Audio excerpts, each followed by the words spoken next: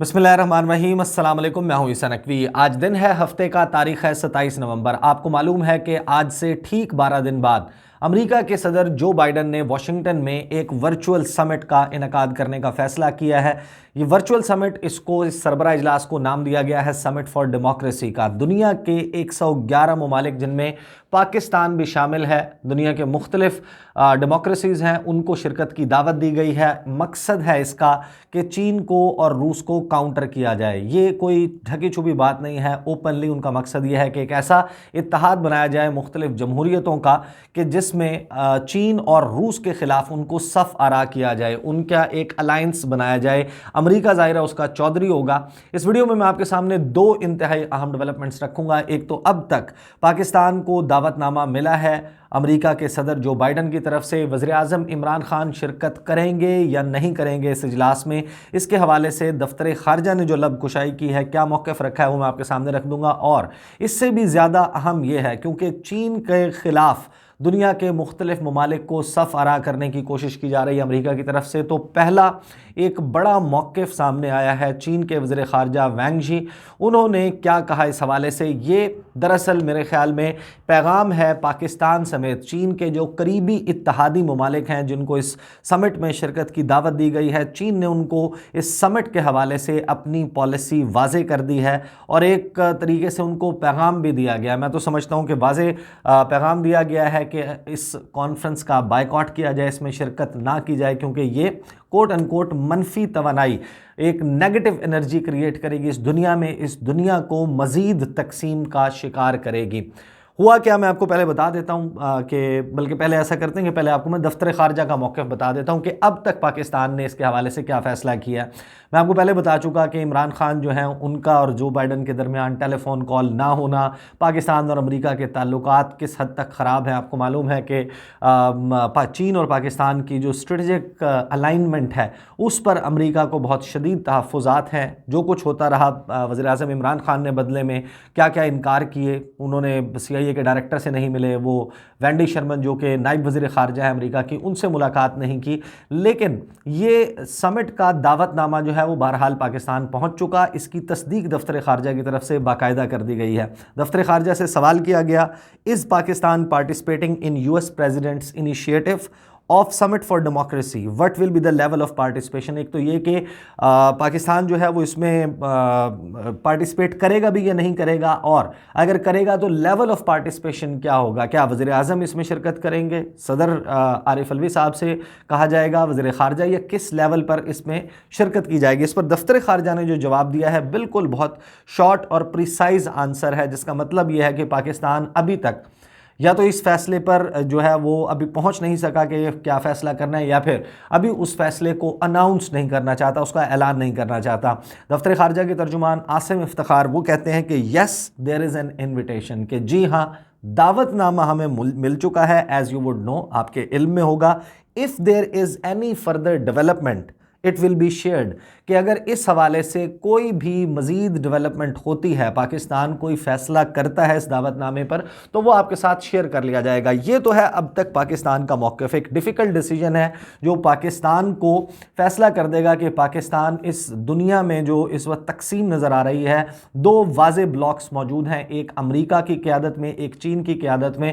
मुख्तलिफ ममालिक जो हैं उनके दरमियान एक सर्द जंग का माहौल बनता हुआ दिखाई दे रहा है। पाकिस्तान इसमें कहाँ खड़ा है, ये जाहिर है कि फ़ैसला पाकिस्तान का इस बात को साबित करेगा। लेकिन जो चीन के वज़ीर ख़ारजा हैं वांग यी, ये मौजूद थे जुमे के दिन। एक फ़ोरम है RIC, रिक फ़ोरम जो है वो रशिया, इंडिया एंड चाइना, यानी कि रूस, इंडिया और चाइना के दरमियान एक सैफरीकी फ़ोरम है, और इनका 18वां वज़राए ख़ारजा का इजलास हो रहा था। इस इजलास से जो खिताब किया, ग्लोबल टाइम्स की खबर मेरे सामने मौजूद है, मैं आपको बता देता हूँ। थोड़ा सा पोर्शन मैं इसका अंग्रेज़ी में भी पढ़ूंगा ताकि आपको जिस्ट समझ आ जाए, और फिर मैंने आगे तर्जुमा किया हुआ है, मैं आपको बता दूंगा कि एग्जैक्टली चीन इस हवाले से क्या पैगाम दे रहा है, क्योंकि इस बात को समझने की ज़रूरत है कि रिक फ़ोरम पर जब ये गुफ्तगू की जा रही है चीन के वज़ीर ख़ारजा वांग यी की तरफ से, तो उस फोरम में 3 वज़राए ख़ारजा मौजूद थे। एक रूस के वज़ीर ख़ारजा सरगई लावरोव, दूसरे चीन के वज़ीर ख़ारजा खुद वांग यी जो ये गुफ्तगू कर रहे हैं, और तीसरे थे इंडिया के वज़ीर ख़ारजा सुब्रमण्यम जयशंकर। अब सुब्रमण्यम जयशंकर के हवाले से सबको मालूम है कि इंडिया का क्या मौक़िफ़ है अमेरिका के हवाले से। वो पहले ही ये फैसला कर चुके हैं कि इंडिया इसमें पार्टिसिपेट करेगा। दुनिया के मुख्तलिफ ममालिक मुख्तलिफ़ किस्म का रद्द-ए-अमल दे रहे हैं। चीन को सबसे ज़्यादा इसमें जो गुस्सा है जिस बात पर, वो ताइवान को इस समिट के शिरकत का दावतनामा भेजा जाना है। ताइवान ने इसको वेलकम किया है। चीन के ख़िलाफ़ जो मौक़िफ़ रखते हैं मुख्तलिफ ममालिक, उन्होंने ओपनली वेलकम किया। अभी तक जो चीन के साथ बड़े इत्तेहादी है जहाँ पर चीन की इन्वेस्टमेंट सरमायाकारी मौजूद है, उनकी तरफ से भी खुलकर इस पर बात नहीं की गई, जिसमें पाकिस्तान भी शामिल है। लेकिन जाहिर है कि ये गुफ्तगू इस फोरम पर चीन के वज़ीर ख़ारजा वैंग यी का करना, उनका मकसद इंडिया को कहना नहीं था, बल्कि ये एक पैगाम उस फोरम से अपने तमाम इत्तेहादियों को, ख़ास तौर पर पाकिस्तान को दिया गया है। RIC के फोरम में जब वो गुफ्तगू कर रहे थे, ग्लोबल टाइम्स ने जो इसकी हेडलाइन लगाई है वो लगाई है, China Russia India called on to get out of democracy trap. कि ये जो समिट फॉर डेमोक्रेसी है इसको एक फंदा करार दिया है, डेमोक्रेसी ट्रैप, जमहूरियत का फंदा, इससे बाहर निकलने की बात की है चीन के वज़ीर ख़ारजा वैंग यी ने। China Russia and India have embarked on development path suited to their own national conditions and they have the responsibility to foster a correct view of democracy, get out of democracy trap of certain countries and oppose interference in other countries' internal affairs under the pretext of democracy। यानी कि जमहूरियत के लबादे में। Chinese State Councilor and Foreign Minister Wang Yi said on Friday, adding that the US organized democracy summit will create division and only bring negative energy to the world। अब मैं आपके सामने quickly उनकी तकरीर का तर्जुमा रख देता हूं कि उन्होंने क्या गुफ्तगू की, सो दैट यू अंडरस्टैंड कि चाइना ने क्या वाज़ेह पैगाम दिया है पाकिस्तान समेत अपने इत्तेहादियों को। वैंग यी ने क्या कहा, चीन, रूस और इंडिया अपने मुल्की हालात के मुताबिक अपनी तरक्की की राह पर गामजन है और उन पर जिम्मेदारी आयद होती है कि वो असल जमहूरी रवैये अपनाएं। चंद ममालिक के जमहूरियत के नाम पर बनाए फंदे से ख़ुद को निकालें और दूसरे ममालिक के दाखिली मामलात में जमहूरियत के नाम पर दखल अंदाजी बंद कर दें। चीन के वज़ीर ख़ारजा वैंग यी ने जुमे के रोज़ रूस, इंडिया और चीन के रिक फोरम के 18वें वज़राए ख़ारजा इजलास से खिताब करते हुए कहा कि अमेरिका की जानिब से समिट फॉर डेमोक्रेसी का इनकाद दुनिया को तकसीम करेगा और मनफी तवानाइयों को जन्म देगा। उन्होंने कहा कि अमेरिका की समिट फॉर डेमोक्रेसी एक मुल्क के स्टैंडर्ड्स के मुताबिक लकीर खींचने की ऐसी कोशिश है जो तकसीम और महाज आराई को जन्म देगी। अमेरिका का रेफरेंस था कि ये अमेरिका अपने स्टैंडर्ड्स को इम्प्लीमेंट करना चाह रहा है पूरी दुनिया पर। अमेरिका खुद को दुनिया का चौधरी, यहाँ पर उन्होंने कहा वर्ल्ड लीडर, मैंने उसका तर्जुमा जो है वो चौधरी कर दिया। अमेरिका खुद को दुनिया का चौधरी समझता है, दूसरे ममालिक से चाहता है कि वो उसकी हाँ में हाँ मिलाएं, जो बैनुल अक़वामी ताल्लुकात में एक जमहूरी रवैया नहीं कि एक मुल्क डिक्टेशन दे कि किस तरीके से इस दुनिया का निज़ाम चलना चाहिए, कौन से ममालिक ठीक हैं, कौन से ममालिक जमहूरी हैं, कौन से नहीं। ये फ़ैसला करने वाला अमेरिका कोई नहीं होता। ये कहना है जी चीन के वज़ीर ख़ारजा वैंग यी का। फिर वो कहते हैं कि मुख्तलिफ ममालिक में उनके कौमी हालात के मुताबिक जमहूरियत पर अमल होता है, लिहाजा पूरी दुनिया पर किसी एक मुल्क यानी अमेरिका का टेम्पलेट लागू नहीं हो सकता।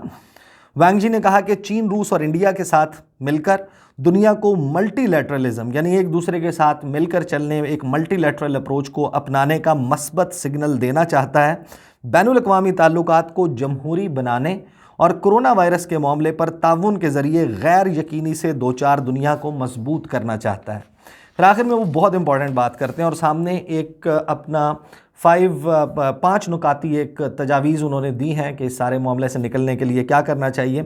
चीन के वज़ीर ख़ारजा ने चीन, रूस और इंडिया के दरमियान सह अफ़रीकी ताउन के लिए 5 तजावीज़ सामने रखी। पहले तो उन्होंने कहा कि नई सर्द जंग और ज़ीरो सम गेम से बचने के लिए मल्टीलैटरलिज्म को फॉलो किया जाए। अब जो अमेरिका है वो एक यूनिलैटरल अप्रोच लेकर चल रहा है, वो यूनिलैटरल सैंक्शंस लगाता है मुख्तलिफ ममालिक पर, यूनिलैटरल प्रोसेसेस के ज़रिए उनको, किसी को कहता है कि आपके यहाँ मजहबी आज़ादी नहीं है, किसी मुल्क को कहता है कि आपके यहाँ फ्रीडम ऑफ एक्सप्रेशन नहीं है, इजहार राय की आज़ादी नहीं है, दुनिया को बताने की कोशिश करता है और उसमें जिस किस्म की वो इम्तियाज़ बरतता है, इंडिया को खुली छूट है, इंडिया कुछ भी कर सकता है, ना उसकी पकड़ होगी मजहबी आज़ादी के हवाले से जो US commission for religious freedom है उसके हवाले से, ना उसको कुछ कहा जाता है, ना काटसा की सैंक्शंस लगती हैं। दूसरे ममालिक पर यूनिलैटरल सैंक्शंस लगाता है और यूनिलैटरल प्रोसेसेस को फॉलो करता है अमेरिका।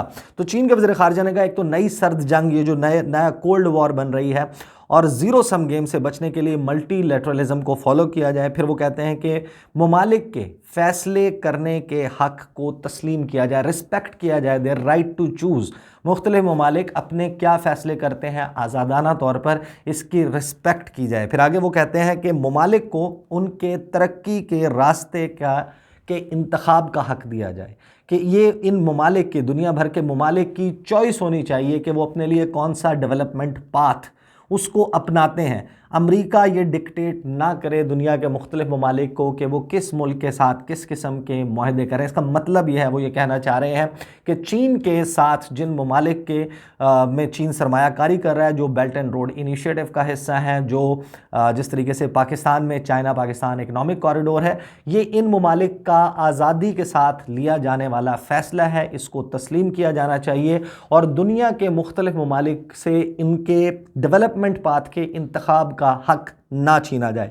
और आखिर में वो कहते हैं कि और मुश्तरका तौर पर तस्फिया तलब उमूर को मशावरत के ज़रिए निपटाया जाए, कि कोई भी मसाइल हैं उनके लिए डायलॉग जो है that is the only way and that is the best way.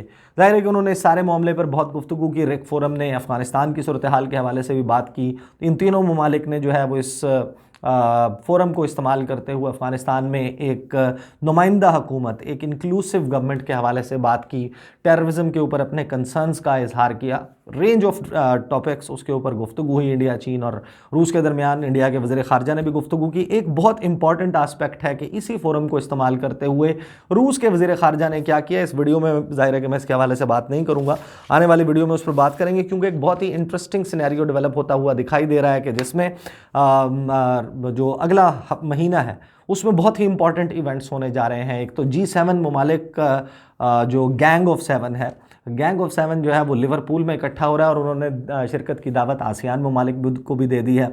उसके हवाले से मैं बात कर चुका हूँ एक वीडियो में, वो बहुत इंटरेस्टिंग होगा। उसके बाद द समिट फॉर डेमोक्रेसी, और रूस के सदर व्लादिमीर पुतिन दौरा करने जा रहे हैं इंडिया का। बहुत इंटरेस्टिंग सिनेरियो बन रहा है। लेकिन ये जो मामला है, पाकिस्तान क्या फ़ैसला करता है, अगर वज़ीर आज़म इमरान ख़ान के लेवल पर पार्टिसिपेट किया जाता है इस सरबराह इजलास में, तो कम अज़ कम अगर इस खिताब को चीन के वज़ीर ख़ारजा वांग शी के ख़िताब को सामने रखा जाए तो ये बात अख़ज़ करना बिल्कुल मुश्किल नहीं कि एक फ़ोरम को इस्तेमाल करते हुए चीन के वज़ीर ख़ारजा ने, अगरचे वो उनके मुखातिब जो उस इजलास हो रहा था उसमें रूस के वज़ीर ख़ारजा, वो रेलिवेंट इस वजह से नहीं बनते क्योंकि रूस तो ख़ुद उन मुल्कों में शामिल है जिनके ख़िलाफ़ ये समिट हो रहा है, जिनके ख़िलाफ़ ये एक अलाइंस बनाने की कोशिश हो रही है। तो जाहिर है कि उनके मुखातिब, और रूस इसके ऊपर पहले ही, रूस के वज़ीर ख़ारजा सरगेई लावरोव जब सितंबर में अक़वाम मुत्तहिदा जनरल असम्बली में अपनी ख़िताब कर रहे थे तो उन्होंने इस समिट फॉर डेमोक्रेसी की बात शुरू हो चुकी थी, उन्होंने उस वक्त उस पर तनकीद की थी। तो रूस के वज़ीर ख़ारजा तो उनके मुखातिब नहीं थे। इसी तरीके से जो इंडिया है, इंडिया का तो सबको मालूम है कि किस तरीके से वो अमेरिका की गोदी में बैठा हुआ, तो मुखातिब जो है उनका वो जो एड्रेस कर रहे थे वो अगरचे सामने इन दो लोगों के कर रहे थे, लेकिन ये पैगाम था जो पाकिस्तान को और पाकिस्तान समेत चीन के जो इत्तेहादी ममालिक हैं या चीन जिनके साथ बिज़नेस कर रहा है, चीन जहाँ पर सरमायाकारी की हुई है, उन ममालिक को मेरा ख्याल है चीन की तरफ से ये मैसेज दिया गया है कि अमेरिका के इस समिट में शिरकत जो है उसके ऊपर बहुत ज़्यादा एक्साइटेड कम अज़ कम ना हो। लेट्स सी पाकिस्तान क्या डिसीजन लेता है। इस सारे मामले को मैं फॉलो करता रहूँगा इंशाल्लाह। अगली वीडियो में आपके साथ मुलाकात होगी। मुझे इजाज़त दीजिए। अल्लाह हाफ़िज़।